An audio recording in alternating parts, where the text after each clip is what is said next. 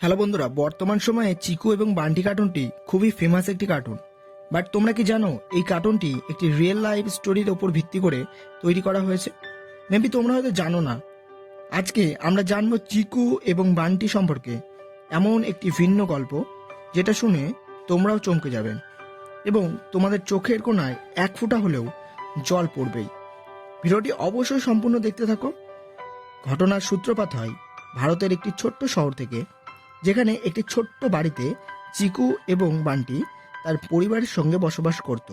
ছোট থেকেই চিকু এবং বান্টি ছিল একটু দুরন্ত প্রকৃতির। তাদের পড়াশোনা করতে একদমই ভালো লাগতো না, যেমনটা প্রায়শই সব বাচ্চারাই হয়ে থাকে।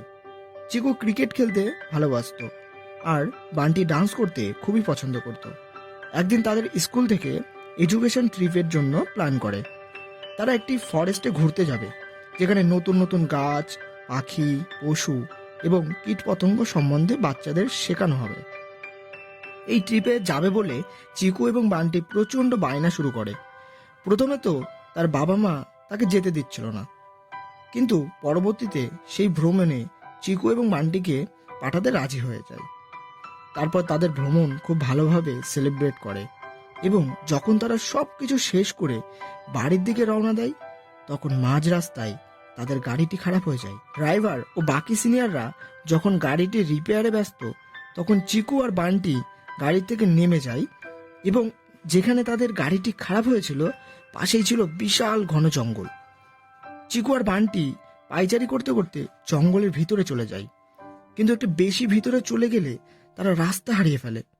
অন্যদিকে চিকু এবং বান্টিকে খুঁজতে শিক্ষক এবং শিক্ষিকারা জঙ্গলের মধ্যে চলে আসে। অনেক খোঁজাখুঁজির পরে তারপর চিকুকে আর বান্টিকে একটি গাছতলায় খুঁজে পায়, কিন্তু মৃত অবস্থায়। অনুমান করা হয় হিংস্র কোনো জন্তুর আক্রমণেই তাদের মৃত্যু হয়। এই খবর চিকুর মা বাবা জানতে পেরে তাদের জীবনে শোকের ছায়া নেমে আসে। তারা প্রচণ্ড ভেঙে পড়েছিল, আর এই সমস্ত ঘটনা চিকুর মা একটি ডায়েরিতে লিখে রেখেছিল এবং পরবর্তীতে সেই ঘটনাটি নিয়েই একটি কার্টুন কোম্পানি ইন্সপায়ার্ড হয়ে একটি কার্টুন তৈরির পরিকল্পনা করে, যার নাম দেওয়া হয় চিকু আর বান্টি। বন্ধুরা, আজকে এ পর্যন্তই। তোমরা জানলে যে চিকু এবং বান্টির কিছু বাস্তব জীবনের গল্প। এই গল্পটি হয়তো বন্ধুরা তোমাদের অনেকেরই অজানা, বাট কেমন লাগলো, এটা একটা ফ্যানমেড স্টোরি। তোমাদের যদি ভালো লেগে থাকে তাহলে অবশ্যই একটা লাইক করতে ভুলো না। আর এই ধরনের ভিডিও যদি তোমরা আরও দেখতে চাও তাহলে অবশ্যই কমেন্টে কিন্তু জানিও।